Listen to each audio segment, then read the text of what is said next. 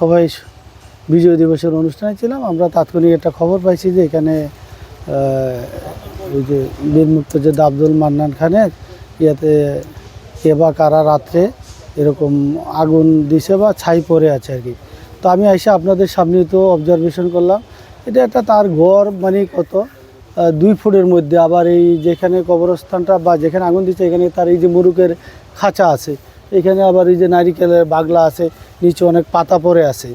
তো এটা আসলে কবর বলতে তো উত্তর দক্ষিণে হয়, এটা কিন্তু পূর্ব পশ্চিমে কে বা কারা মনে হয় যে আগুনের মতো একটা কিছু পুরো পাতাগুলোর মধ্যে একটা ইয়া ফালাইছে বা দিতে পারে আর কি আমাদের ধারণা।